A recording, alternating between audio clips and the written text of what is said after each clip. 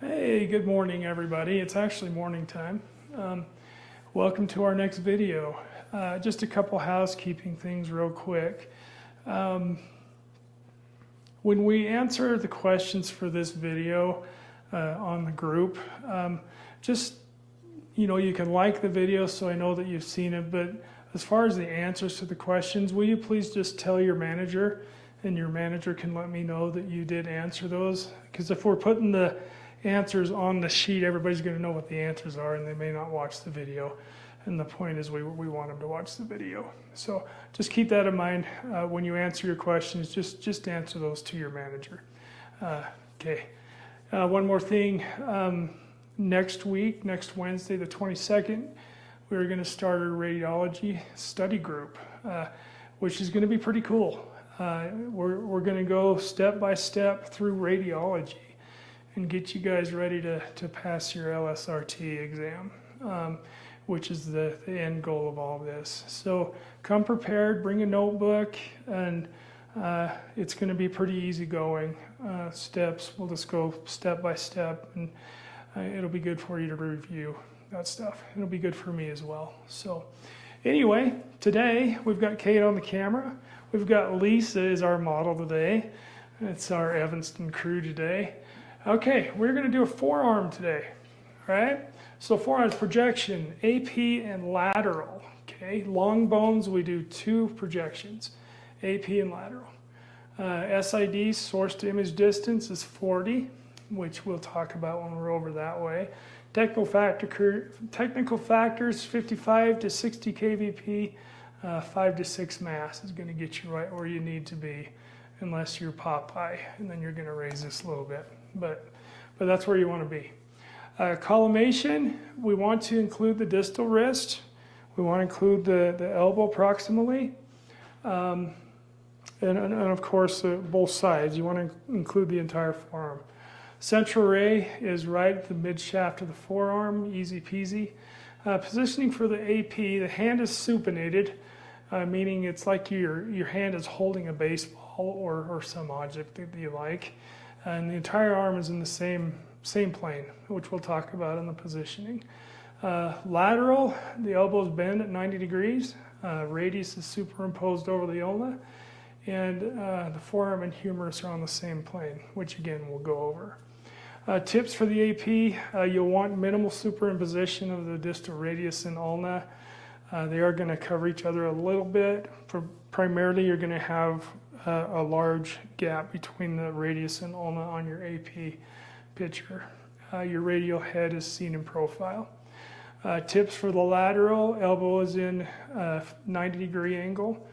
Your trochlea and capitulum, which are kind of the ball bearings that sit on the distal end of your humerus, are going to be superimposed, whereas on the AP, they're going to be seen in profile. Okay. Both anterior and posterior fat pads should be visible, and I'll show you where to look for those when we do the positioning. And we will talk about our new vocabulary word for the day, which is divergent ray artifact, and I will explain that while we're doing the positioning. Okay, so this is Lisa again. Thanks for coming by. Anytime. Okay, we're going to do the AP forearm. Okay, so we're going to actually scoot you this way a little bit. We want that arm to come straight across the middle of the IR. We're going to supinate the hand like somebody's holding something, right? Okay, our central ray is right mid shaft of the forearm. Okay, and we're going to collimate down. We are going to include the elbow, and we're going to include the wrist. Okay, now note that we do have some angulation here. So we're going to bring the IR up a little bit to take a little bit of angulation out, because we want the entire arm to be on the same plane, right? Okay. We're going to collimate our sides down. Okay, that's perfect collimation right now. We've got plenty of light over here, plenty of light over here. We're going to use a left marker because this is a left forearm. Now, like I say, we've included the elbow and the wrist. Now, this is where the divergent ray artifact comes in. And Kate, if you can kind of watch me do this part right here. So it's a divergent ray, so it's coming down in a cone shape, right? So by the time we hit the wrist and the elbow, we're not going to be able to see down through that radial ulnar carpal joint or the elbow joint. And that's where the artifact comes in. So when we're shooting a forearm, we are shooting a forearm for that. We're not shooting it for a wrist x-ray or for a wrist injury or an elbow injury.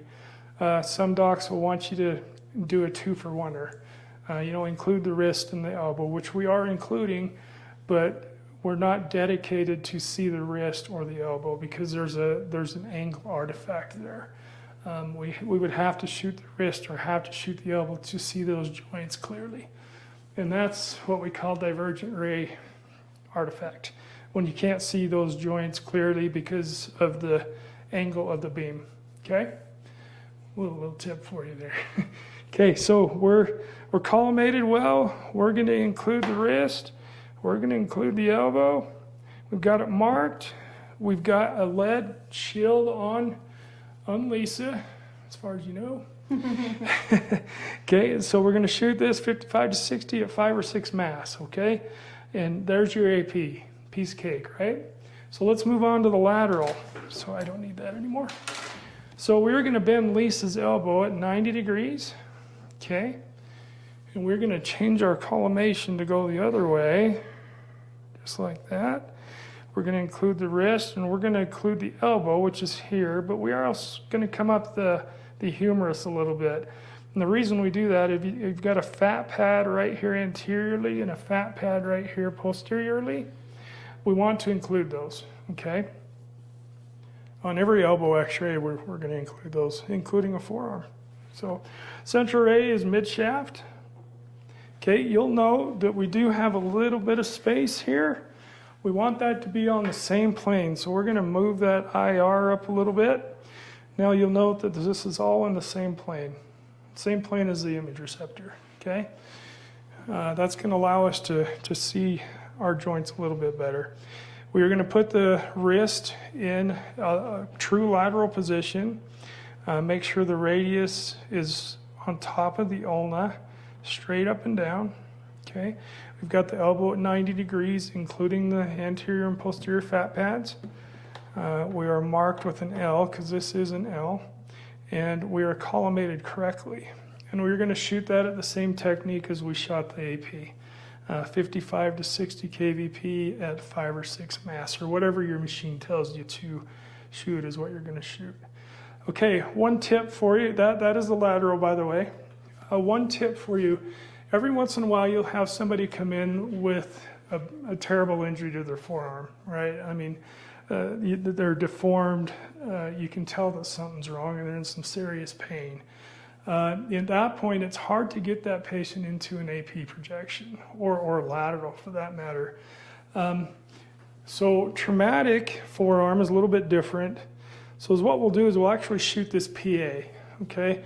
So you're actually going to have the patient just put their arm up there, and it's going to be more comfortable for them to put it like this versus that, okay?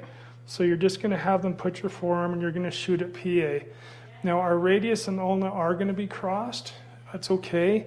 But this actually, if you look at it, it's actually putting the elbow in a lateral projection, which is kind of what we want.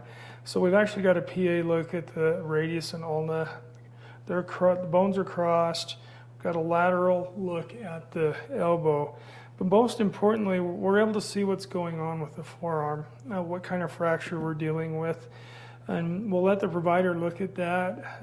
If he wants us to try and get the AP and the lateral, we will do that.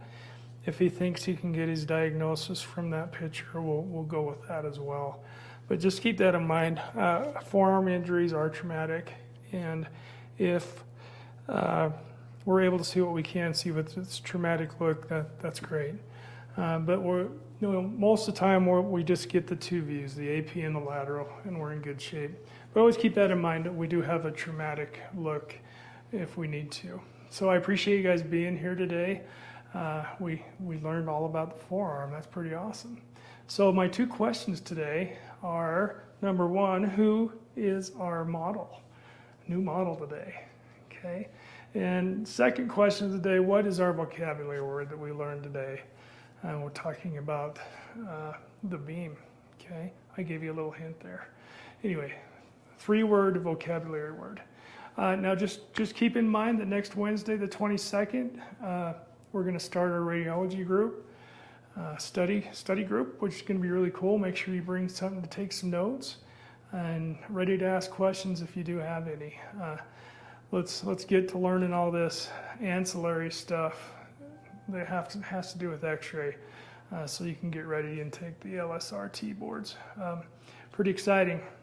I think that's all I have for you today. Thanks so much for coming, and we'll see you next time.